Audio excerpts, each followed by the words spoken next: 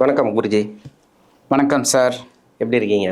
நல்லா இருக்கும் சார். இப்போ செவ்வாய் பயிற்சி இந்த ரிஷபராசியில் வரக்கூடிய செவ்வாய் மேஷராசிலேருந்து ரிஷபராசி வராது. இந்த செவ்வாய் பயிற்சி அப்படிங்கிறது எப்படி இருக்கும்? பொதுவாக ஒரு இன்ட்ரோ, எத்தனை நாட்கள் இந்த ரிஷபத்தில் இருப்பார், என்ன மாதிரியான பலன்களை கொடுப்பார் அப்படிங்கிறத ஒரு இன்ட்ரோ கொடுங்க. ஆன்மீகம் ப்ளஸ் நேயர்கள் எல்லாருக்கும் ஜோதிட குருஜியின் இனிய வணக்கங்கள், வாழ்த்துக்கள், ஆசீர்வாதங்கள். இந்த அருமையான காணொலியில் நம்ம பார்க்க போகிறது செவ்வாய் பகவானோட பயிற்சி. இது வரைக்கும் செவ்வாய் பகவான் மேஷத்தில் ஆட்சி அமைத்து சஞ்சாரம் பண்ணிகிட்டு இருந்தார். அவர் இப்போ இதுலேருந்து விலகி ரிஷபராசிக்கு வரப்போகிறார். ரிஷபராசி சுக்கிரனோட வீடு அப்படின்னாலும் அவர் சஞ்சாரம் பண்ணக்கூடிய நட்சத்திரங்கள் பார்த்தீங்கன்னா கார்த்திகை, ரோகிணி, மிருகசீரிஷம். இது மூணுமே ஆல்மோஸ்ட் இவருக்கு ஃபேவரபிள் நட்சத்திரம் தான். ஸோ அந்த வகையில் இந்த ரிஷபராசிக்கு வர்றது ரொம்ப அற்புதமான ஒரு பயிற்சி. ஆனால் என்ன ஒன்றுன்னா, சனி பகவானோட 3ஆம் பருவம் அங்கே விழுறது ரிஷபராசியில். இப்போ தான் சூரியன் அப்படியே விலகி அங்கே போனார். இப்போ செவ்வாய் மாட்டிக்கினார். ஆனால் இதில் ஒரு பெரிய பெனிஃபிட் என்னென்னா, செவ்வாயும் சனியும் ஒருத்தருக்கு ஒருத்தர் பார்த்துக்கல. அதுதான் அந்த சமசப்தமாக பார்வை இல்லை, அந்த சனியோட பார்வை தான் விழருது. ஸோ அந்த வகையில் இந்த ரிஷபராசியில் இந்த செவ்வாய் பகவான் சஞ்சாரம் பண்ண போகிறார். இந்த செவ்வாய் பகவான் அப்படின்னாலே பார்த்திங்கன்னா மங்களக்காரகன், பூமிக்காரகன், பூமிக்கெலாம் யோகம் கொடுக்கக்கூடியவர். ஸோ செவ்வாய்க்கு அதிபதி முருகப்பெருமான் அப்படின்னு சொல்கிறது. ஏன்னா செவ்வாய்னா ரத்தம், இரத்தக்காரகன், அதான் உடன்பிறப்புக்காரகன் வச்சது. சக உதரன், உதரம்னா ரத்தம், சக உதரம் சகோதரன், சகோதரன் சகோதரிலாம் அதான், அதுதான் பிராத்ருன்னு சொல்லுவாங்க சான்ஸ்கிரிட்டில், பிராத்ரு. அந்த வகையில் இந்த செவ்வாய் பகவானோட பேச்சு ரிஷபராசியில் ஒவ்வொரு ராசிக்கும் என்னென்ன பலாபலன்களை கொடுக்க போகிறதுங்கிறத பற்றி நம்ம இப்போ பார்த்துருவோம். ஓகே, இப்போ இந்த பதிவுக்கு போகலாமா? விருச்சிக ராசி. இந்த விருச்சிக ராசிக்கு ராசியாதிபதினு சொல்லக்கூடியவர், 6ஆம் அதிபதினு சொல்லக்கூடியவர் செவ்வாய் 7ஆம் இடத்துக்கு பயிற்சி. பார்வையும் ராசிக்கு வருது, சனியோட பார்வை செவ்வாய் மேலே. இதெல்லாம் ஒரு சிலது கனெக்ட் ஆகுது. ராசிக்கு 4ஆம் அதிபதினு சொல்லக்கூடியவர் சனி, அவரோட பார்வை செவ்வாய் மேலே. இந்த செவ்வாய் பயிற்சி அப்படிங்கிறது விருச்சிகத்துக்கு எப்படி இருக்கும்? ஏன்னா குருவுடைய பார்வை ராசிக்கு இருக்குது. ஆமாம், ஒரு பக்கம் மைனஸ் இருக்குது, ஒரு பக்கம் ப்ளஸ் இருக்குது. உங்களோட பார்வையில் எப்படி இருக்குது? இந்த விருச்சிக ராசி அன்பர்களுக்கு இப்போ தாங்க முகத்தில் ஒரு சின்ன தெளிவு வருது. ஒரு லைட்டாக ஒரு அது என்ன சொல்லுவாங்க, புன்சிரிப்புன்னு சொல்லலாம். அந்த மாதிரி. ஏன் அப்படின்னா இது வரைக்கும் ரொம்ப கஷ்டப்பட்டாங்க, ஏகப்பட்ட டென்ஷன். என்ன சனி பகவான் மாறினா நல்லது, குரு பகவான் மாறினா நல்லது, அப்படி இப்படி சொல்லி சொல்லி சொல்லி அப்புறம் தசாபுக்தி சரியில்லை, உங்களுக்கு கிரக அமைப்புகள் சரியில்லை, இப்படி எல்லாம். ஏன்னா இவங்களுக்கு பார்த்திங்கன்னா இந்த செவ்வாய் பகவான் அப்படிங்கும்போதே ராசிநாதன் பகைர்வன ரகாதிபதி. அதே சமயம் இவங்க இடத்துல பார்த்திங்கன்னா செவ்வாய் பகவான் 6ஆம் இடம், அங்கேருந்து பார்த்திங்கன்னா அஷ்டம் 8. அப்போ கணக்கு இவங்களுக்கு செவ்வாய் பகவானால தான் பிரச்சனை. ராசியாதிபதி இவங்களுக்கு முக்கால்வாசி கடன் அந்தளவுக்கு இருந்தால் கூட கடனை மேக்சிமம் கஷ்டப்பட்டு அடைச்சிடுவாங்க. நமக்கு சாப்பாடு இல்லைனாலும் பரவாயில்ல, கடன் அடைச்சிடணுன்னு. இவங்களுக்கு இந்த குரு ஃபேவரபுளாக 9ஆம் இடத்துக்கு வந்ததுலேருந்து தான் இவங்களுக்கு கொஞ்சம் ஒரு ரிலீஃப் கிடச்சிருக்கு, மனசில் ஒரு தெளிவு கிடச்சிருக்கு. அந்த வகையில் 9ஆம் இடத்துல இருக்கக்கூடிய இந்த குரு பகவான் 5ஆம் பார்வை அவங்க ஜென்மராசியை பார்க்க ஆரம்பிச்சதுலேருந்தே இவங்க உடல் ஆரோக்கியம் நல்லபடியாக இருக்குது, மனசு தெளிவாக இருக்குது. ஓகே. ஆனால் இந்த சனி பகவான் எங்கே உட்கார்ந்துருக்காருன்னா 5ஆம் இடம். பூர்வ புண்ணிய ஸ்தானம் அப்படின்னாலும் 5ஆம் இடம் கொஞ்சம் குழப்பமான ஒரு ஸ்தானம். அந்த 5ஆம் இடத்துல சனி பகவான் உட்கார்ந்துருக்கார். இந்த சனியோட பார்வை இந்த செவ்வாய் மேலே விழுறது. செவ்வாய் ராசிநாதன் அப்படிங்கும்போதே மேலே விழும்போதே கொஞ்சம் லேசினஸ் வரத்துக்கு வாய்ப்பு இருக்குது. 1.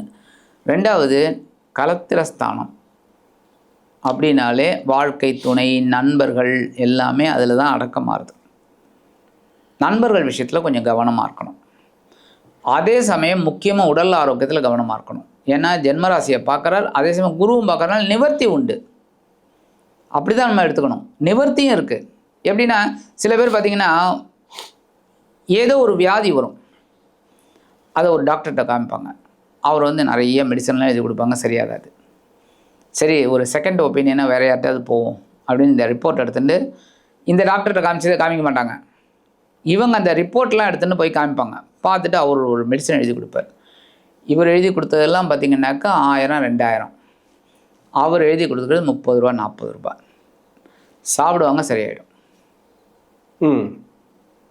இவர் இவ்வளோ எழுதி கொடுத்தது சாப்பிட்டு சரியாகலை, ஆனால் அவர் 30-40 ரூபாய் எழுதி கொடுத்தது ஒரு வேளையிலே சரியாயிடும். எப்படி? அதான் அந்த மாதிரி இவங்களுக்கு களத்திரஸ்தானத்தில் செவ்வாய் பார்த்தா கூட உஷ்ணம் அதிகமானாலும் குருவோட பார்வை விழுறதுனால அது அப்படியே அமிக்கபிள் ஆகிடும். ஆனால் அதே சமயம் இந்த செவ்வாய் வந்து 2ஆம் இடத்தையும் பார்க்குறாரு, சனியும் பார்க்குறாரு. ஸோ இவங்களுக்கு பொருளாதாரம் கொஞ்சம் பற்றாக்குறை இருந்தாலும் அதை நிவர்த்தி பண்ணக்கூடிய இடத்துல தனக்காரகன் குரு பகவான் 9ஆம் இடத்துல உட்காந்துட்டு இருக்கார். ஸோ இவங்களுக்கு எதெல்லாம் மைனஸ்ன்னு நினைக்கிறோமோ அதெல்லாம் ப்ளஸ் பண்ணுறதுக்கு கிரகங்கள் இருக்கு. ஸோ கவலைப்பட வேண்டாம். ஆனாலும் 7ஆம் இடத்துக்கு வரக்கூடியது உத்தியோகத்தில் இருக்கிறவா கவனமாக இருக்கணும். அடுத்த கேள்வி அதுதான் கேட்கலான்னு பார்த்தேன். உத்தியோகத்தில் இருக்கிறவங்க கவனமாக இருக்கணும். ஏன் அப்படின்னா இந்த சக நண்பர்கள் இருக்காங்க பார்த்தீங்களா, அவங்க தான் பிரச்சனை பண்ணுவாங்க. ஏன்னா அவங்க முன்னேறி வரணுங்கிறதுக்காக.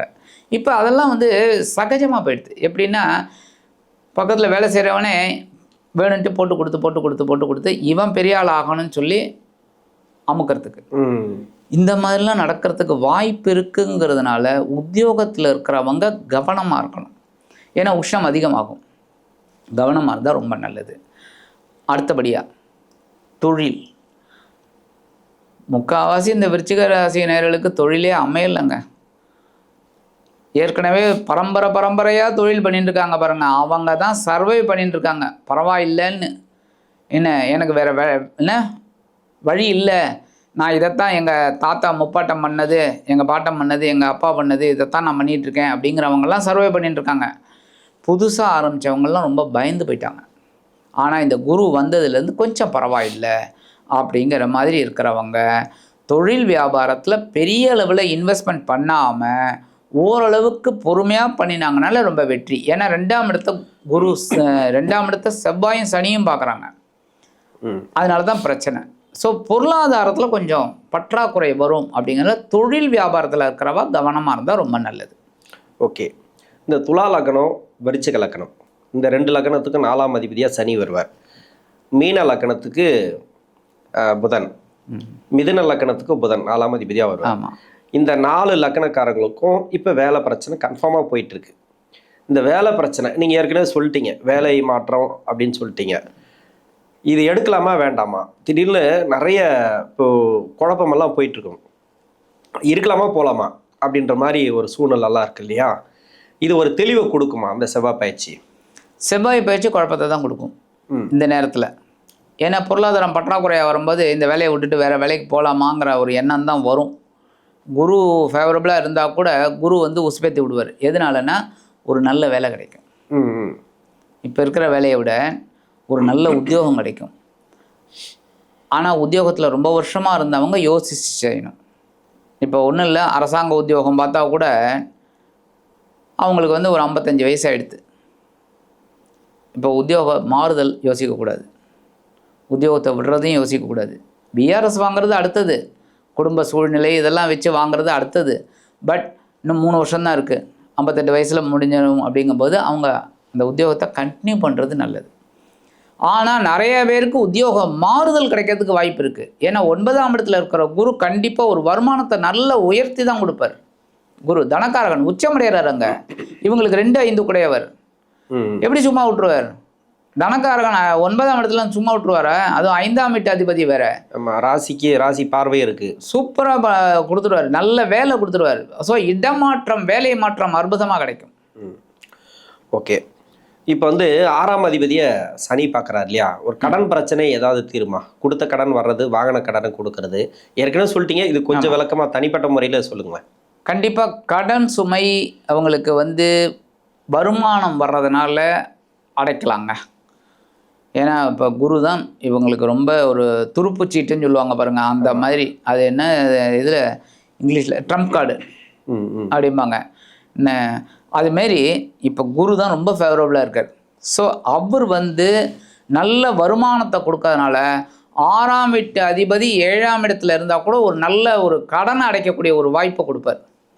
அதே மாதிரி இவங்களுக்கு வர வேண்டிய கடனும் இப்போ கொஞ்சம் கொஞ்சமாக வர ஆரம்பிச்சிருக்கு. ம். குரு வந்ததுலேருந்தே வர ஆரம்பிச்சிடுது. அதனால தான் அவங்களுக்கு ஒரு தெளிவு கிடச்சிருக்கு. எப்போவுமே வராக்கடன் வந்ததுன்னு வச்சுக்கோங்க ரொம்ப நல்லது. நம்ம என்ன பெரிய பிஸ்னஸ்காரங்கன்னா பார்த்தீங்கன்னா அக்கௌண்ட்ஸில் பேட் டெட்ஸ்ன்னு போட்டுருவாங்க. சில பேர் வந்து ரிசர்வ் ஃபார் பேட் டெட்ஸ்ன்னு போடுவாங்க. பேட் டெட்ஸ்னால வராக்கடன். அதில் ரிசர்வ்னா அதை எதுக்கு எடுத்து வைக்கிறது, இதெல்லாம் வராது அப்படின்னு. அது எவ்வளோ லட்சம் இருந்தாலும் அவங்க கவலைப்பட மாட்டாங்க. ஏன்னா கோடிக்கணக்கில் வியாபாரம் ஆகும்போது லட்சக்கணக்கில் போனால் தெரியாது அந்த மாதிரி. அப்போ இவங்களுக்கெல்லாம் இந்த வரவேண்டிய கடன் வரா கடன் நினைக்கிறதெல்லாம் வந்துடும். ஓகே. ஏன்னா 9ஆம் இடத்துல குரு வாங்கி கொடுத்துருவார். ஸோ கொடுக்குற எண்ணம் அவங்களுக்கு வந்துடும், கொடுத்துருவாங்க. ஓகே. விருச்சிக ராசிக்கு பரிகாரம். விருச்சிக ராசிக்கு பரிகாரம் கண்டிப்பாக முருகப்பெருமான் தான். ஏன்னா விருச்சிக ராசிக்காரர்கள் எப்போவுமே செவ்வாய் பகவான் எங்கே இருந்தாலுமே சரி, 1ஆம் இடம் 2ஆம் இடம் 12 இடத்துல எங்கே இருந்தாலுமே சரி, இவங்க கண்டிப்பாக இவங்க வியாழன் வந்து ரொம்ப விசேஷம். ஏன் அப்படின்னா நிறைய பேர் சொல்லுவாங்க வெள்ளிக்கிழமை தானே விசேஷம் முருகனுக்கு, செவ்வாய் தானே சொல்லுவாங்க, இவர் என்ன புதுசாக சொல்கிறாரு வியாழன்னா என்ன? குரு. ஆமாம். குருவுக்கும் குருவானவன் முருகப்பெருமான். பரவாயில்ல. என்ன அப்போ வியாழக்கிழமை கும்புறது ரொம்ப விசேஷம். ஏன்னா நம்ம ஸ்ட்ரைட்டாக குருவுக்கு மேலே அப்படியே குருவை வழிபாடு பண்ணிட்டு அப்படியே ஸ்ட்ரைட்டாக குருவானவன் முருகனை வழிபாடு பண்ணிடுறோம். விசேஷம். ஸோ வியாழக்கிழமை முருகப்பெருமான் வழிபாடு, கந்த சஷ்டி கவச்சம் பாராயணம் இல்லையா, கந்த குரு கவச்சம், இதெல்லாம் ரொம்ப விசேஷம். ஸோ இந்த வழிபாடு பண்ணினாலே செவ்வாய்க்கிழமை வியாழக்கிழமை 2 நாள் பண்ணுறது விசேஷம். முடியலையா வியாழக்கிழமை பண்ணட்டும். என்ன ஒரு 4-5 வாரம் வரும் அவ்வளோதான், 6 வாரம் வரும் அவ்வளோதான். ஸோ ரொம்ப விசேஷம். ஆக இந்த சின்ன பரிகாரம் பண்ணினாங்கனாலே முருகப்பெருமான் வழிபாடு, நெய் தீபம், செவ்வரளி மாலை, அவ்வளோதான். இதை பண்ணினாலே கந்த சஷ்டி கவச்சம் பாராயணம் இதை பண்ணாலே இந்த விருச்சிக ராசி நேயர்களுக்கு இந்த செவ்வாய் பகவான் 7ஆம் இடத்தில் அமர்ந்து ராசிநாதனாக அற்புதமான ஒரு முன்னேற்றத்தை கண்டிப்பாக கொடுப்பார் என்று கூறி விடைபெறுகிறேன். நன்றி.